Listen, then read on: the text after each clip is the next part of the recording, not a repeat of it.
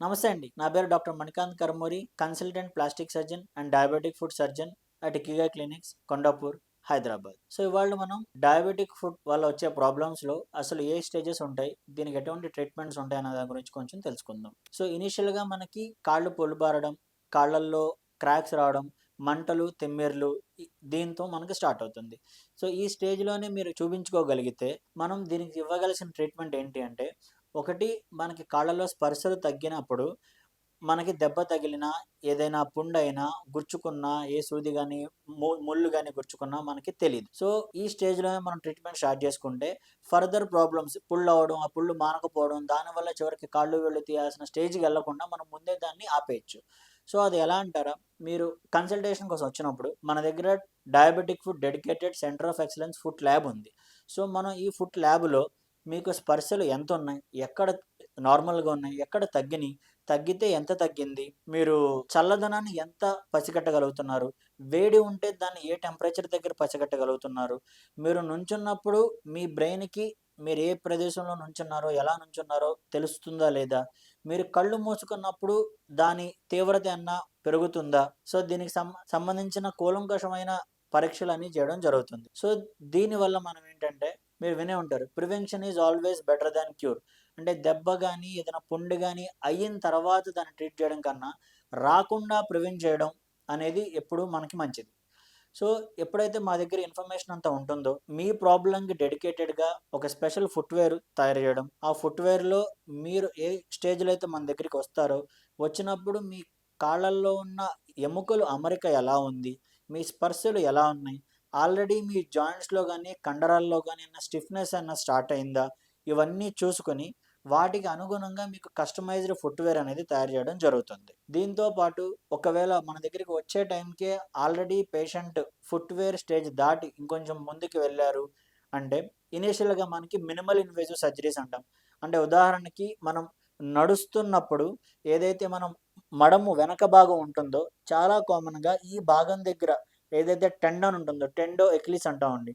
దీంట్లో టైట్‌నెస్ రావడం వల్ల మన మూవ్‌మెంట్ నడిచేప్పుడు స్టాన్స్ అంటాం. ఆ మూవ్‌మెంట్ సరిగ్గా ఉండదు. సో, దానివల్ల పడకూడని చోట ఎక్కువ ప్రెషర్ పడిపోవడం, దానివల్ల ఎనకాల చీలమండలో గాని, వేళ్ళ దగ్గర గాని మనకి ఎక్కువ నొప్పి రావడం, దానివల్ల సరిగ్గా నడవలేకపోవడం, రాత్రిపూట నిద్ర సరిగ్గా పట్టకపోవడం, ఇలాంటి ఇబ్బందులన్నీ జరుగుతుంటాయి.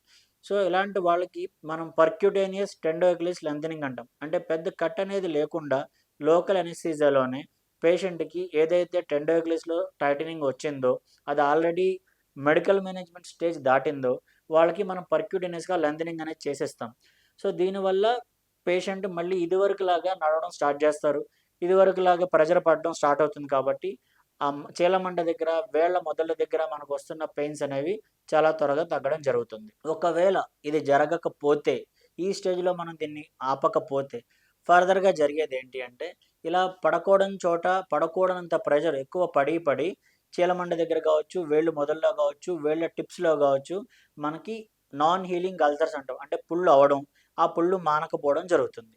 సో, ఇక్కడొచ్చే మెయిన్ ప్రాబ్లమ్ ఏంటంటే, ఈ ప్రాబ్లమ్‌తో బాధపడుతున్న పేషెంట్స్ 100కి 90% మంది ఆల్రెడీ డయాబెటిస్ చూపించుకున్న డాక్టర్ దగ్గరకి కావచ్చు, లేదంటే జనరల్ సర్జన్ దగ్గరకి కావచ్చు వెళ్ళడం జరుగుతుంది.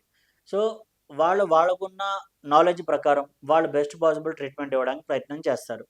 సో, ఎవరైతే ఈ కన్జర్వేటివ్ మేనేజ్మెంట్స్ లేదంటే మన జనరల్ సర్జన్ లెవెల్‌లో ట్రీట్మెంట్స్‌తో కావాల్సినట్టుగా అది హీల్ అవ్వలేదో, ట్రీట్మెంట్ రెస్పాన్స్ లేదో, ఇలాంటి వాళ్ళు డెడికేటెడ్ డయాబెటిక్ ఫుడ్ సర్జన్స్ అంటే మన ప్లాస్టిక్ సర్జన్స్, పోడియాట్రిక్ సర్జన్స్ అంటాం.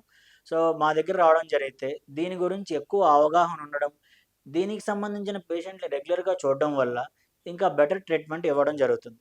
సో, దీంట్లో కూడా 2 రకాలుంటాయి. ఒకటి ఆఫ్‌లోడింగ్ అంటాం. అంటే ఎక్కడైతే ప్రెషర్ పడుతుందో, ఆ ప్రెషర్‌ని అక్కడి నుంచి తొలగించడం. సో, ఎర్లీ స్టేజెస్‌లో వస్తే ఫుట్‌వేర్ ద్వారా ప్రెషర్ తొలగించడం జరుగుతుంది. లేదంటే టీసీసీ అంటాం. Total contact cost. సో, అది వేయడం వల్ల ప్రెషర్‌ని యూనిఫార్మ్‌గా మన పాదంలో డిస్ట్రిబ్యూట్ చేస్తుంది. ఏ కారణం వల్ల అయితే మనకి అల్సర్ అయిందో, ఆ అల్సర్ ఆటోమేటిక్‌గా ఒక 4-6 వారాల్లో హీల్ అవ్వడం జరుగుతుంది. సో, మరిన్ని ఇలాంటి వీడియోస్ కోసం ఎప్పుడూ టచ్‌లో ఉండండి. through our YouTube channel and Instagram handles from Ikigai Clinics, Kondapur, Dr. Manikant Karmuri.